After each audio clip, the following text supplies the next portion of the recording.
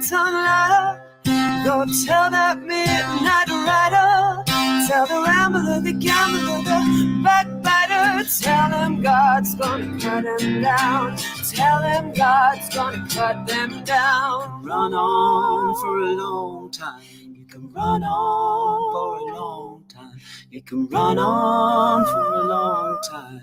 Sooner or later, God will cut you down. Sooner or later, God will cut you down. You may throw your rug and hide your hand, working in the dark against your fellow man. But as sure as God made black and white, what's down in the dark will be brought to the light. You can run on for a long time. You can run on for a long time.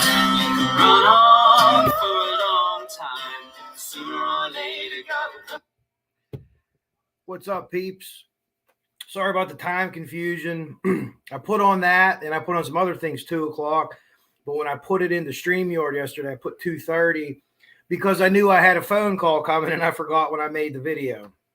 That'd be the only drawback to marijuana use prescribed by a doctor is sometimes you forget shit, like where your keys are at or why you walked in the kitchen. But that could be from turning 44 recently, too. Anyway, Just Deb. I want to let everyone know, because I was reading this here before I went on, had to change the name. Wonder who they were mistaking her for. Just Deb. Belle of Amherst, Grace. Got a lot of people here already. 20 people already. Great. Honeybee. Jill Moser, what's up? Four Pits, what's up? Cut them down. Johnny Cash. What I do, what I try to do, if you see I do a lot of covers, give away a trade secret here that I developed.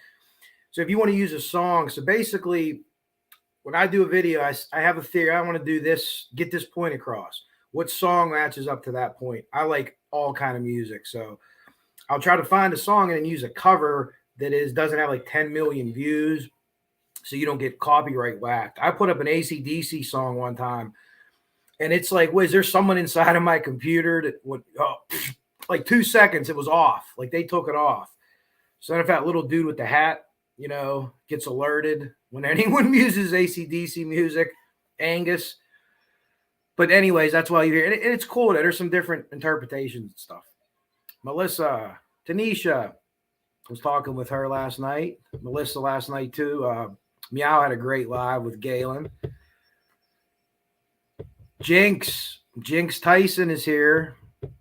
She doesn't take any shit. And if you don't know that already, I think everyone in the chat has seen the video. If not, Jinx, if you have the video link handy, post it. Indy Pam, Lisa, I think I'm getting everybody here. Glitter Bean. How is everyone doing? Okay, real quick, talk about a couple quick things. June is finally Juning here in Pennsylvania. So it was nice weather, but it wasn't warm. It's usually hot. And I'm a champion sweater, but my mom has a pool up the street, and my nephews are usually up there. That's who was in the picture, my oldest nephew, Trace. But it makes my arthritis feel good. My body feels great. In the humidity, I love it. New little setup back here. I'm working on like a pod space area. And of course, I bring up my important stuff, Michigan.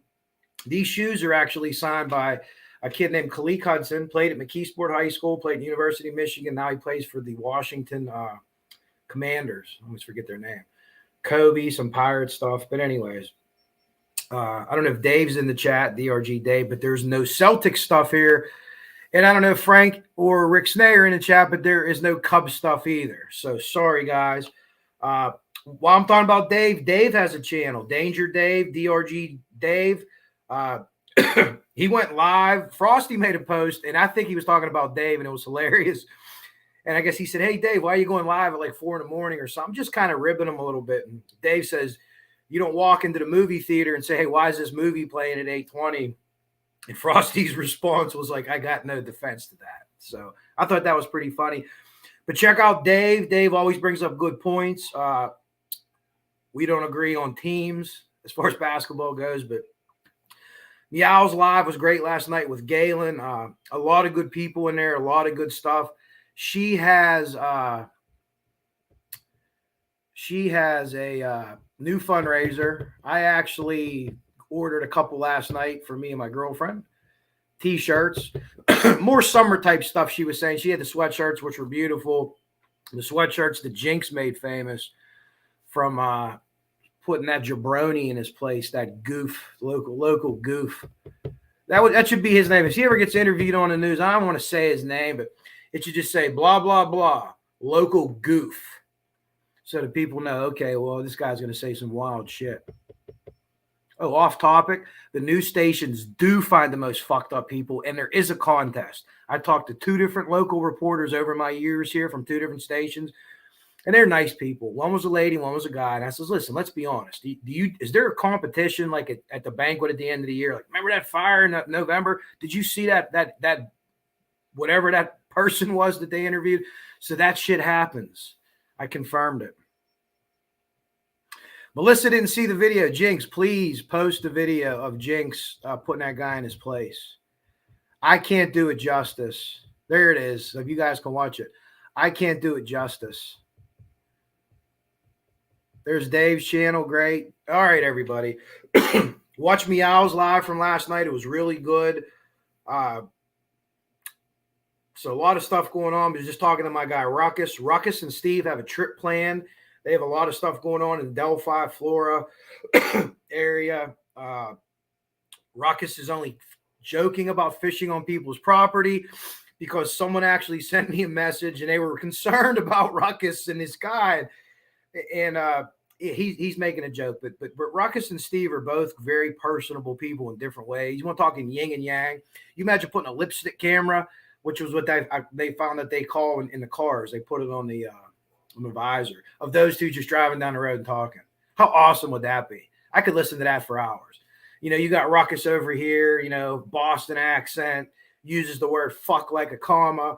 And then you got Steve over here, nice drawn Southern accent. Just, you know, it would just be awesome to see those 2. What a team they would have made, huh? The yin and the yang of it, like Turner and Hooch or something. I don't know. Anyways, so let's get to why I wanted to do something today. A lot of people have been covering this Delphi thing lately, the big court case. Frosty was there. Frank the Tank was there. Frank Meister. Rick Snay was there. Noe was there. The murder sheet was there.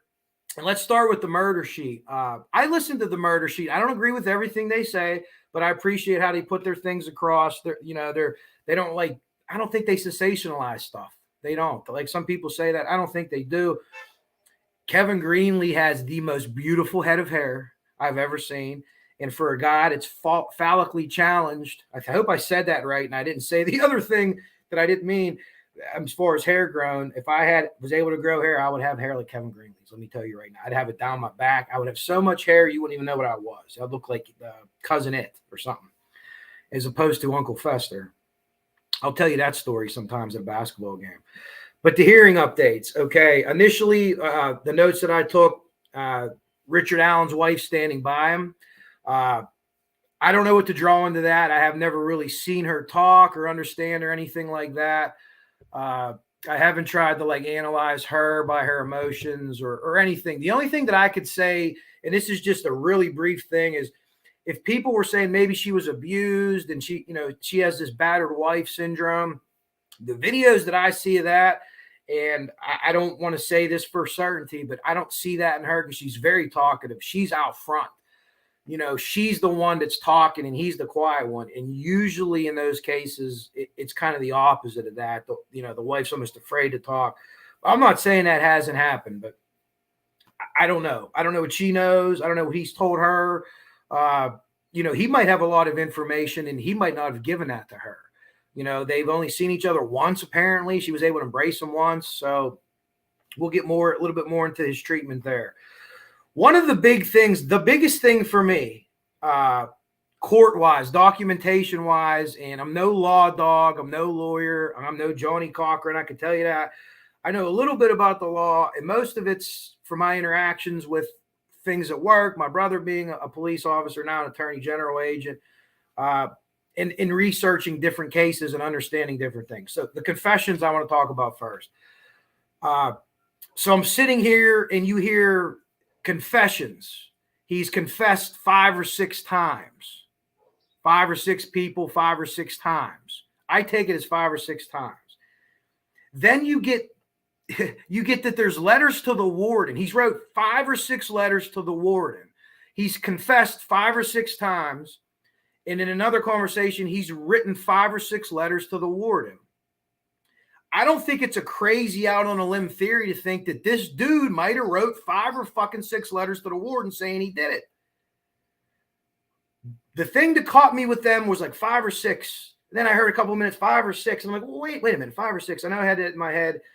I didn't write the number down. He wrote letters to the warden. And I went back and I pieced the two together. So in multiple news reports, I've seen confessions to 5 or 6 people / 5 or 6 different confessions, and then 5 or 6 to the warden. I shared a video on my community page from Court TV, and they did a pretty good job covering. I'm not even sure who everyone was. One of them I just started covering. A guy, I should have wrote his name down. He's a former police, Profiling Evil.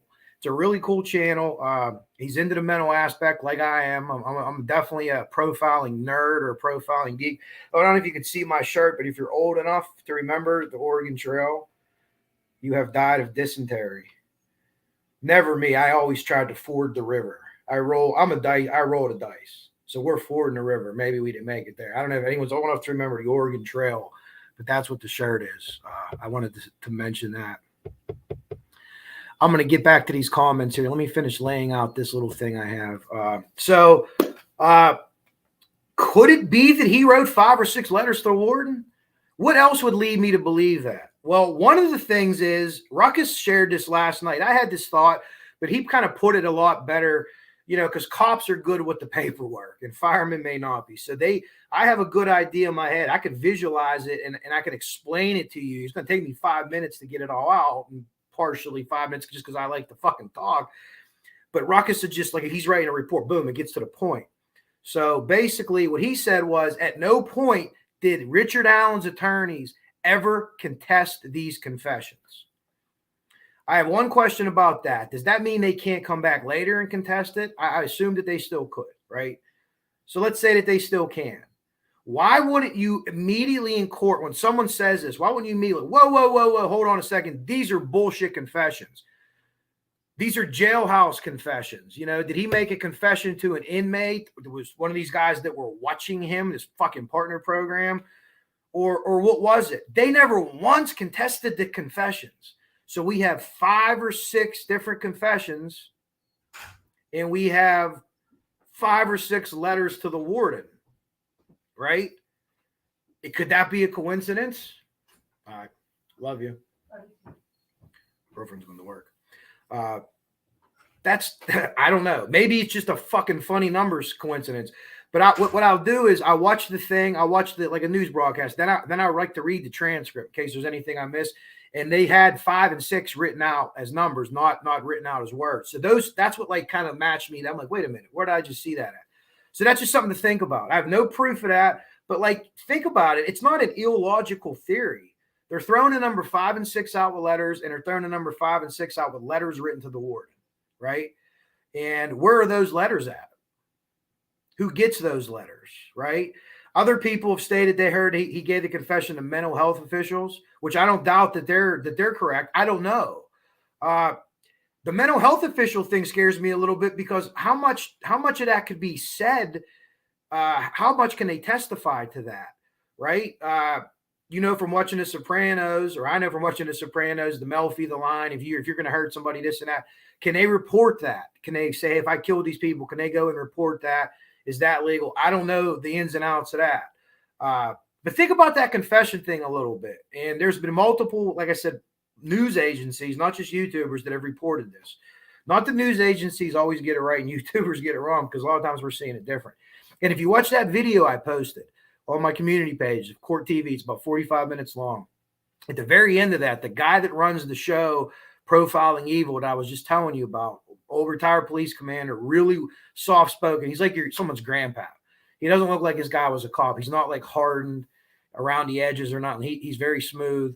And he says that the YouTube crime community is now playing such a role in this case, in other cases, but specifically this case, the law enforcement has to figure out how to use them properly because they're here to help. What are the boundaries? And those things that are going to be revealed supposedly next week are because of the murder sheets. The judge basically said it, and the people that were in court said it. Yeah, it was because of the murder sheets filings that they made to release some of these things that never should have been covered up. So basically, in any small town, someone said it last night. I watched so many last night. I can't give credit to who said it. But basically, you write something in a small, it might have been a Julie Melvin somewhere. You write something in a small town, and that's law until someone challenges it, no matter how crazy it is. Like Tobe Lesenby, there's threats. Well, what are the threats? Well, really, there are no threats. I don't have proof of any threats, but, we don't want them, basically. And any other, we don't want them either. Well, you motherfuckers run jails, right? And this person has to go to a jail. So when you get into business, they're working for the jail, or you don't pick and choose who you get, but give him all the protection he needs. We want to see him go to trial. I don't think this will ever go to trial. I don't think so. I think they'll carry it out, and sometime before January next year, it'll be some kind of plea. Could that stuff be going on now? I think negotiations can be going on right now, but they still have to go to court because both sides are like, and I could see like Nick McClellan saying, we're negotiating, motherfucker, but until we get a deal, I'll see you in court. And the defense is not going to buck on that. They'll say, hey, we still got, 6 months. We can posture a little bit here. Think about the confession thing. I'm not saying I'm right. I just find it funny that I saw 5 and 6 twice. 5 and 6 confessions, 5 and 6 letters to the warden, and then defense attorneys. Ruckus really summed it up really good on his community page, where that's so telling that they didn't not once throw up and say, wait, these confessions are bullshit. All they said was, he confessed because he's crazy. That's my next point I want to hit. I want to hit this point real quick, then I'm going to come back to all these questions or comments, and I appreciate all of them. We got 45 people in here. Might be a new high for me. 45, the number Jordan wore when he came back for that one season. So his mental state. I'm no expert. I study mental health, criminology, mental health wise. I study body movements and things like that. I'm super novice at it. Okay, I have no degrees or leather-bound books. I do have a couple books, but they're not leather-bound. He's fine, okay? And a couple things lead me to believe that, and I'll tell you where I come from on that. That initial picture of him in the jail that the attorneys took where he got shit all over his shirt with the fucking garbage can right next to it that I believe that they took something out of and rubbed something on him or whatever the case may be. He has a trimmed beard line. His fingernails are clean. He doesn't have any cuts or scratches on his hands or his face or his extremities. Crazy people don't have like the chin strap beard. What's what they call that here, the chin strap. If you have that real nice thin chin strap, like it's a helmet, manicured nails. Even yesterday, you could see that to me, it looked like he tried to grow his beard in a little more patchy up here. But he might not have ever been to grow that facial hair. Some guys are like that. He had the big, Jim the Anvil Neidhart goatee, but some guys can't grow up here. So that's possible too. Did he lose weight? Absolutely. Could that be a work? Could that be a reason? Sure, it could be. Let me give you an example. O.J. Simpson trial, right? O.J. Simpson had horrible arthritis in his hands. I mean, his hands look like fucking gnarled tree roots, right? So about 2 weeks before this glove thing was coming up, first of all, they Johnny Cochran and these guys just destroyed the Marsha Clark and those people over there. That's what happened in that trial. They just killed him. But he says he's gonna ask you to put the glove on, and they don't think he's gonna do it because they know how stupid it is. Well, Johnny Cochran gets him to do it. O.J. Simpson doesn't take his arthritis medicine for 2 days or for 2 weeks, and Mr. T and Hulk Hogan combined couldn't pull his glove over this guy's hand because his hand just was like throwing up like a gang sign, just like it was like wooden. And so these are things you can do. Does he not want to eat? Is he purposely not eating? Possibly. Could it be stress? Could he realize the jig is up? Like the one guy that testified had said, the more information he got, the further he declined in mental health. Not every time, but in most cases, when you bring an innocent person in, they scream from the fucking mountain, oh, hold on, I didn't do this. This is bullshit. I'll tell you exactly where the fuck I was. No, no, no. The initial letter that we read from the warden, right? That was letter 1 to the warden. One of the letters. I don't even know if that's the first letter, but that's the only one we saw. Apparently, there's 4 or 5 other letters that Richard Allen wrote to the warden. This is being taken as a fact and being passed off on multiple news outlets now. Has been, actually, for the last couple of days. So we see in that letter that he never once says he's innocent. Now, maybe he wrote 6 letters really quick. Maybe the other 5 letters he wrote, he says he's innocent, but they don't want to release that one, right? Maybe that's some strategery, as George Bush used to say. Maybe. I don't know. But we don't know that for sure. But we know in that letter that we saw that he said nothing about being innocent. I think if you're accused of a murder of this magnitude of 2 children, every other sentence is going to be, I didn't do this shit. I didn't do this shit. I didn't do this shit. That's my personal observation. That's my opinion from what I've studied so far, what I continue to study. But it's not 100%. None of this is 100%. Okay? So let me know what you think about that. Let me go back up here. See if anybody tattoo you. Tattoo you. I don't know if you're local or not. We had a place. I have a tattoo from a guy named Big Tony. Tattoo you. Maybe you are. Maybe you're another one. Everyone's saying hello. Good, good, good. Shane. What's up, Shane? Bells of Amherst, I think I said hi to you. Talked to Shane and a couple other. We were talking about the detox thing, I think, Shane. People were asking about detox. I said it was under my impression that it was from he goes to jail and around Halloween. They see him at Christmas time. You say about 6 weeks, maybe 7 weeks. You're going to be detoxed physically by then. And Shane helped me confirm that. Big fish, small pond. Hello. Sandy says, clearing her office. Grace loves Ruckus and Steve. We all do.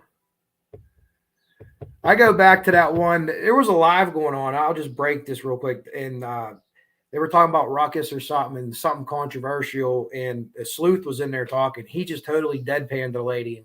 Like, she was surprised that Ruckus was a little bit rigid at times around the edges. And Sleuth's like, his name's Ruckus. Like, he said it like that. It just cracked me. It just cracked me up. Hybrid places. Honeybee, follically, not phallically. See, so I said that the wrong way. Yeah. Hopefully not too many people understand that. I'm not challenging that way. I'm proud to say at age 44. Hair, yeah. Honeybee, me and you might be the only ones to get that joke, and that is fucking hilarious and embarrassing to me. Shane agrees about the videos. Yeah, so the other thing is the videos, which is Video Court TV, it said cat hair. Yeah, Tanisha, I watched that. That's the video I shared. Now, that lady is speaking as if it's, I'm going to talk about her in a second. So just remember that, Tanisha, because I want to tie that in at the end, because she has a very interesting theory. And she's a legit person. She's not full of shit or anything like that.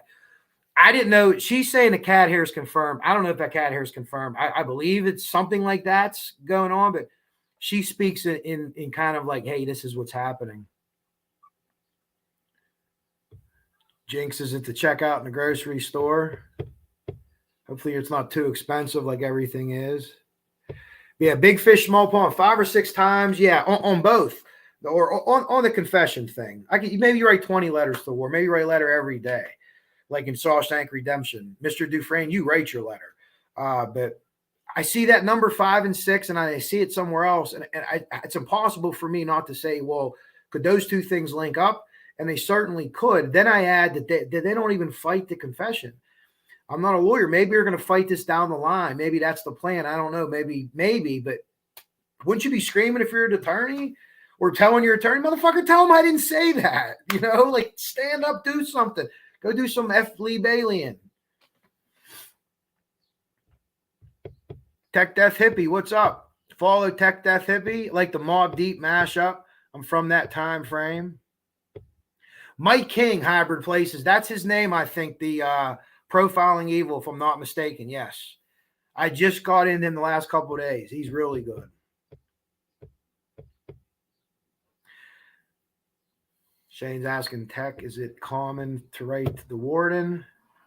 I thought that was like an old school thing. People did that, but we don't know the content. They have been, yeah. I don't know though. If they're considered confessions about the murder, again, you're right. We don't know the content. People have speculated things, right? People have speculated that, well, maybe there's details about the murder. Well, I would think that if he did confess to the murder, he might say something like that, but we don't know. Another thing that was brought up that I thought was kind of along this line, Honeybee, and if he is faking this mental case, could he have written these letters as like some kind of crazed way? I'm all nuts over here, and here I did it, and part of that being like, oh, it's a bad confession. But there's just so many other things that are too many dominoes are falling for me. Grace, we do not know the confessions. Honeybee just said the same thing. But if you have 5 or 6 confessions, not saying what's in the confessions, it wouldn't be crazy to assume that those 5 or 6 confessions were in handwriting and letters to the warden. Even if they weren't, even if they were incoherent. Let's say I'm wrong, I'm 100% wrong, and this guy is crazy as the day is long. And he was writing all this crazy shit in there. And, but what I'm saying is 5 or 6 confessions, 5 or 6 letters, no fighting of them at all. And maybe it's something planned down the line. Maybe they're going to use this in their insanity defense. You guys could be on it for sure. I just don't see him being crazy. I really don't. I'm no shrink, but that, just the things that I've studied about him, the things before, did he go into a mental health facility shortly after the murders? Was it for alcohol? We don't know that either, right? Could he have been setting this up for 5 years thinking, oh shit, I'm caught. I went and told this guy that I was there with the shit on, okay, with the stuff on that pops up in this video. And I'm done. So I'm going to go ahead and I'm going to start laying this out. Like the mafia guy used to walk around in his bathrobe. That's you got to take a lot of steps to get to that. That's very conspiracy shit-ish right there. But when people say that, you can't rule it out. You can't rule any of this out.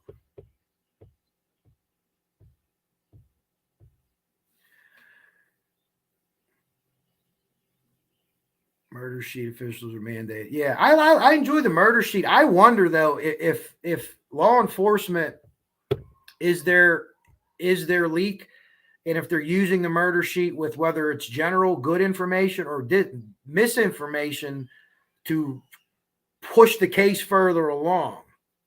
I've wondered that before. I do enjoy their content, and their voices are really cool. And again, Kevin Greenlee's hair is awesome. But I've wondered that. I've wondered if, they're pretty smart people. So it'd be hard for law enforcement to play them. No offense, but especially local law enforcement out there. But yeah.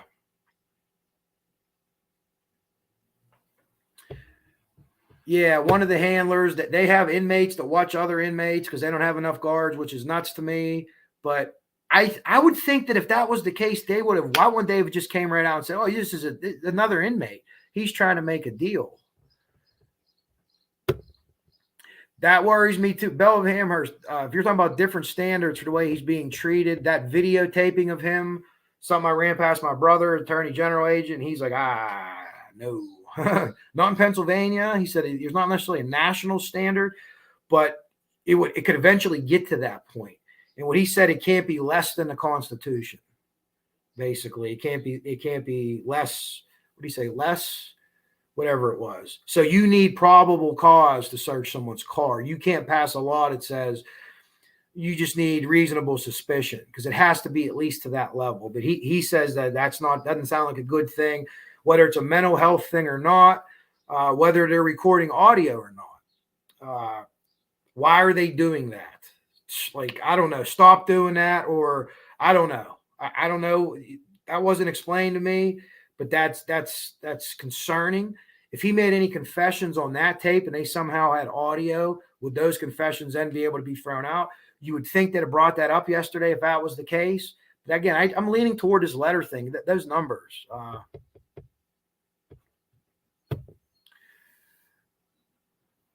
Yeah, unfortunately, Honeybee, you're right. I mean, I'm not anti-police. Some people are just dead anti-police across the board, and they have their reasons, whatever. Hopefully they have their reasons, and they're not just doing it off what they see on TV. But that's the reason that this case is getting movement. Mike King, did I say his name right? Someone posted his name from that show I was telling you about, Profiling Evil. He said that's the reason there's movement here, and that's the reason you're seeing movement on Florida. There's movement on Florida. It's happening. It's slowly happening, but there's a lot of good people doing a lot of work, and there's a lot of good people offering to do a lot of good work. If we could find a way to get them information in their suggested method of getting it, we will. The ex parte hearing, like Belle of Amherst was saying, is basically, if I'm not mistaken, that's when everyone was out, and they did that. So. I don't know why they don't want I always call it Rite Aid, but ours is Rite Aid, CVS. Why they don't want those records out? I've heard theories about other things, like maybe he was smuggling drugs out of there. Hey, I can't shoot that down definitively. I haven't seen anything that led me to him in that. He was more of an oiler or a boozer. Not even talk to him like doing coke or anything, or like, smoking pot. He liked his drink. But anything's possible for sure. Yeah.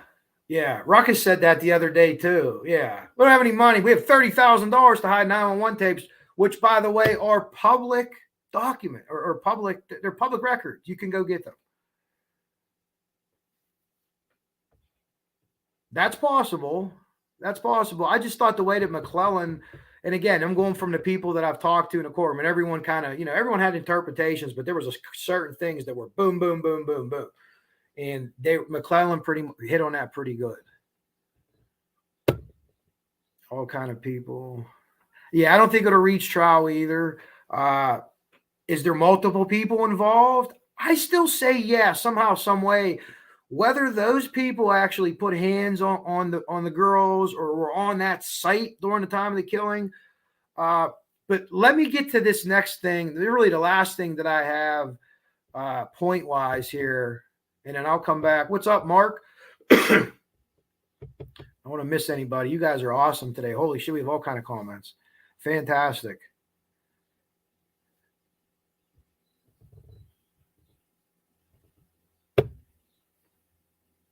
Yeah, where did he say that he didn't do it?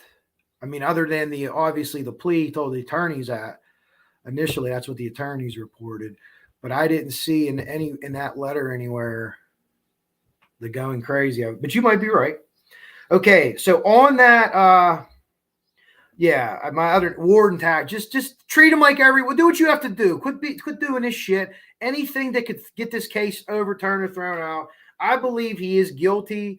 He's involved in this murder. I don't think he's innocent. I'm not saying he acted alone. I really don't know anymore. I have theories, but let me tell you this court TV theory. So that video I shared on my community page, I encourage you to watch it. I just shared it this afternoon. The court TV, which I haven't watched court TV since like a goddamn O.J. Simpson trial. But I'm finding out now they have some pretty cool content. Someone steered me over there and said, hey, check this out through the profiling angle of stuff.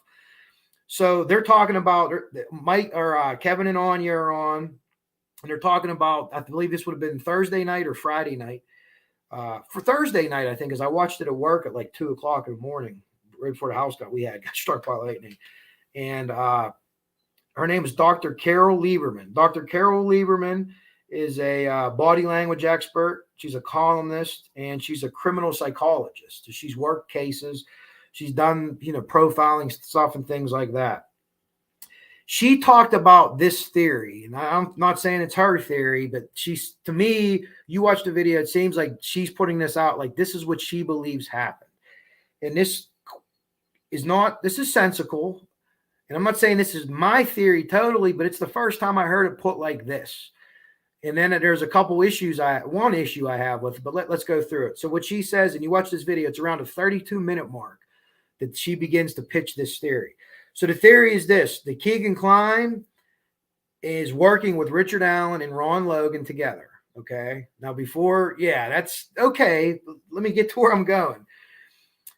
Richard Allen's job is to get the girls, to kidnap the girls, and to take them to Ron Logan's house, where they will be either SA'd or wherever these guys believe they can have some kind of, you cannot have consensual sex acts with children. So you can't even say it that way. But these girls would agree to do some things for whatever money or whatever they were going to do, and then they were going to take pictures. The girls ended up on Ron Logan's property by running across the creek, and they realized what was going on. But how is he supposed to get the girls? This is one of the problems I have with this theory. How is he supposed to get the girls from the bridge to Ron Logan's house? He can't expect them to cross the creek. There's no, I just can't buy into any theory where the killer's plans were to push the girls across the creek alive or even dead. I don't see that. There's a road there. Why wouldn't you use the road to loop around or a different trail or something like that? But think about her theory, and she delivers it well. Again, she's just not some person talking. She believes they were all in it together. They all had a part, and they were all going to meet at Ron Logan's house. Would that help explain Ron Logan's phone call? That maybe he gets a call or text from Alan, hey, this went bad, dude. We're not showing up. Everybody scatters. Everyone does what they does. Keegan Kline drives back to whoever's driving him, or if his dad's involved, if it's not him, whoever the fuck it is, maybe it's his dad. This is a theory. And they throw that phone or whatever they throw out the window, and that's what they find or don't find in the river search. So again, it's an interesting theory. It's one that I never heard put that way, but go and watch it and tell me what you think about it. I mean, you could tell me right now you agree with it. You could tell me right now, oh, that's bullshit, Coach Kev. But it's just something else to think about. And it's something new that I found. And I found it interesting. And the lady, like I said, Dr. Carol Lieberman, I'm going to watch more videos of her. She's a pretty interesting person. So let's see what else we got here. Honeybee thinks he played a role. Yeah, I agree with you, Honeybee. I don't know. The more people that are involved in a conspiracy, the better chance that someone has of talking, right? I just don't know. The iPad thing, he broke an iPad, right? And it was they gave him a free, and we gave you a free iPad, $250. It must be get good prices on iPads. I don't know. Maybe they're cheap now. He breaks the iPad. I would love to know what he was looking at. I'd love to know what he saw. That would lead me to believe, what, is there any way to find that out? Can they get that iPad and say, this is what was on the screen when this thing was broken? Somebody theorized on another channel that maybe he received some kind of word or documentation that Keegan Kline is working with the authorities against him. I don't know. We have to see when his little thing comes up here, because usually it's been one and then the other. I do believe that Keegan Kline is tied to this investigation. Whether they just, came up on all the CSAM stuff. They said they launched the biggest CSAM investigation in the state of Indiana's history off of his phone. So did he know Alan? It's possible he did. It's possible he didn't. Who knows? But I think he's somehow tied up in this. He's to me, he's a voyeur type. I don't think he and Dr. Carol Lieberman's theory that she proposed, I don't think he would be on that scene. I don't think he's that type. But maybe someone else communicating with those devices was on that scene that is more that type and is more prone to that. I don't want to point fingers anywhere because I don't know, but could it have been a third person altogether that we don't know? Yeah, based on her theory. But again, that's a theory. I'm not saying I don't agree with that theory necessarily, because there would have to be a car, or else we have to go back across the bridge. How are we going to get over there without crossing that creek? So I don't, I don't know. I can't think in any way, shape, or form that the killer, Richard Allen or whoever else it was, or I certainly believe he was involved. Why did they do that? Did something bad happen and then they went back to the scene to try to make it look like something else? Is that what they're talking about when they say staging the scene? Well, that's what staging is. Again, I'm going to hit on the FBI warrant. The FBI warrant for Ron Logan said someone staged the scene. Staging is making the scene look like something it isn't, right? A wife kills a husband because he's cheating on her, and she bruises herself up and says, hey, he was attacking me, and that's why I shot him. But the cops find out later, you know, he has gunshot residue from something close range, and he was asleep at the time. So that couldn't have happened. But if you're staging a scene, you're not taking a trophy if it's one killer. Maybe another theory, maybe so-and-so does the killing. He takes off. He lets the other guys know, hey, this got fucked up. This is out of hand. He's a sick fuck. He takes the items that were believed to be taken from the scene. And the other people come back and try to cover it up because they know if he gets caught, they're caught too. Maybe that's where, and again, it's only theorized that there was, you know, some kind of foam bleach all over the scene. The scene was disturbed or attempted to be cleaned up. There was blood underneath leaves instead of being on top. So different things like that. So is that possible? Yeah. But I just can't. I know the lone wolf thing, and I know what the profilers are saying, and I get all that. But again, these profilers, they haven't seen the pictures. They can only conject on what they can get. Maybe they could see these pictures. Maybe if they show them, maybe they already have and says, "Oh, this is bullshit. This is what they're trying to make it look like." But here's a picture from this crazy killer, John fucking Crazy Smith over here, and this is what it looks like to actually pose, to sexually pose victims. And this is what these people did over here, and here's the differences. So maybe that is what happened. Maybe one guy did the killing, the other people came in and did the staging or whatever they thought they were going to do to get away with it. That would explain why items were taken, but the scene was staged. A serial killer is not going to stage a scene. He almost wants them to know it was him. He wants the credit for it. He's going to take mementos, and he's going to live in those mementos. Again, if you ever watch the movie, and it's a fucked up movie, it's a good movie, it's a fucked up movie, The Lovely Bones. And there's a scene in there where the killer has a memento from her, the little girl that he killed, and he's in the basement just like sitting there. And they could live in that moment from that smell, from that olfactory. Olfactory is tied to your memory. I learned that from PTSD. So these people are so sick and so live in a fantasy world that they can like get off on that. And as crazy as it sounds to normal human beings like us, or in my case, semi-normal human beings, you know, hey.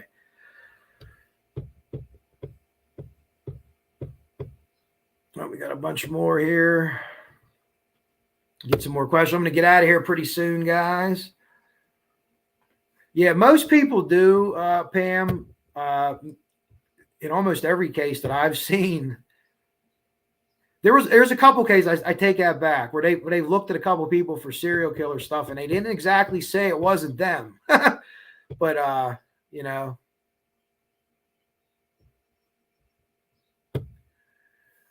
Villain finally put the KK connection to rest. See, Lisa, that's funny because to me, there's like 50% of us that thinks this confirms it. And there's 50% of people here that thinks that it puts it to rest. Yeah, it's odd, but that's okay. We see that different ways, but I just see that I don't think he's there with the murder. I think he's somehow hooked up in this network of this CSAM, and he's somehow, he's catfishing people and then giving out login information or something like that.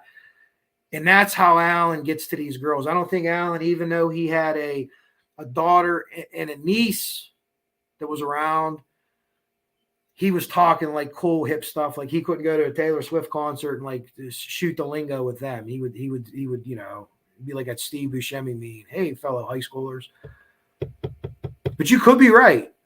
You could absolutely be right. I could be wrong on that one. I just think there's something there. It's just, and then if you look at the dates of, like they said, the court rulings, they're either they're connected or the court's just fucking with us because it's like the next day or the same day that there's something there. But I cannot confirm that. That absolutely is for sure. Jinx is sharing more of her video. Be ever known as the Jinx Shut the Fuck Up video, which was awesome. She made the Floor Angel sweater famous, more famous than it was. Yeah, big fish, small pond, the shock vest. Ruckus was able to explain that. And he wasn't saying that he should have it on or not. But what it does is it like shocks like your liver area. And if you get a shock there, like you just drop. But apparently there was some issues. There were some issues with him in prison where he was misbehaving. I know F. Lee Bailey just because of OJ. F. Lee Bailey, if I'm not mistaken, also represented The Fugitive, the real life guy, the doctor that was accused of killing his wife. And then they made the Harrison Ford movie, and there was a TV series. If I'm not mistaken, that was F. Lee Bailey that represented him also. Indy Pam, I thought I wrote the court, not the warden.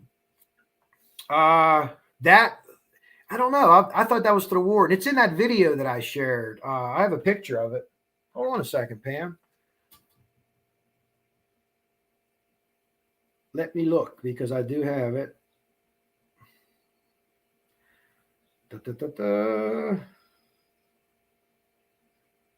Where did I put it? Give me 1 second. I'll find it here.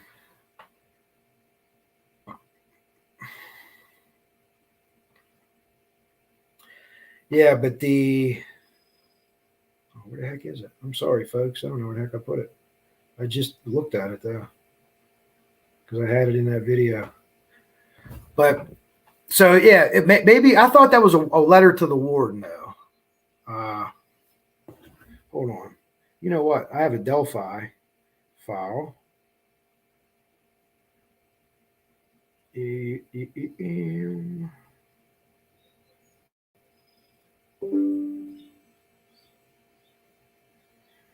I have so much stuff in here. I have some wild stuff in here. Stuff that's probably totally BS. Oh, God, I can't find it. Figures. The one time I need to look at it. But anyways, I believe it was that, but I could be mistaken, but I thought that was to the warden. But he did write 5 or 6 letters to the warden.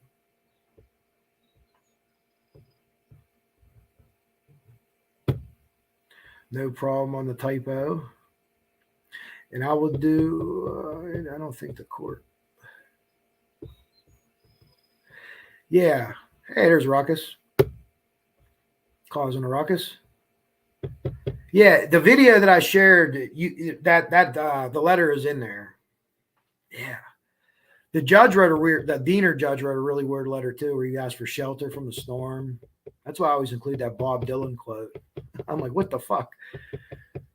Frosty's here. What's up, Frosty? I want to thank everybody. Yeah, Melissa. Melissa said it. Excellent right here. Thank you, Melissa, for reminding me. I'm getting ready to get out of here in a few, guys. Happy Father's Day to all. All the dads.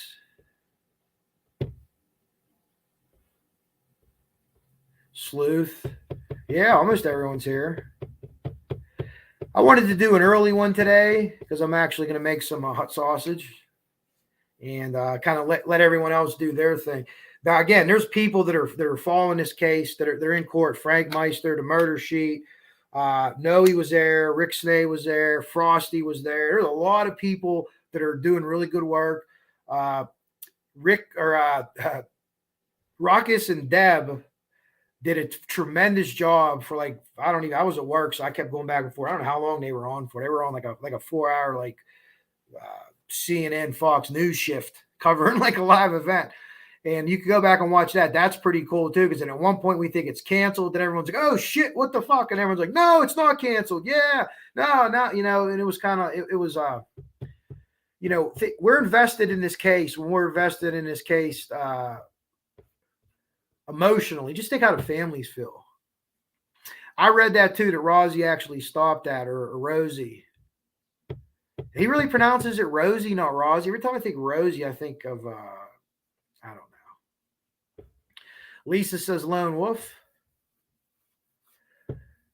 I definitely can't, there's definitely pros to that argument 100% for sure, Lisa. I think that there's just other involvement in some way. Maybe not with the actual murder, maybe with before and after. Does that make sense?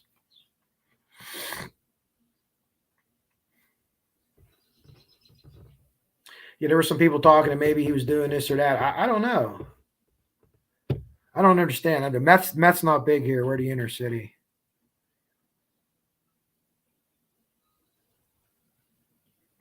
Yeah, it could be something like that. And we might never get all the full details either, guys. We need to understand that if he pleads out and someone does the time for this, and you know, it's legitimate and they're not ramrodding anybody.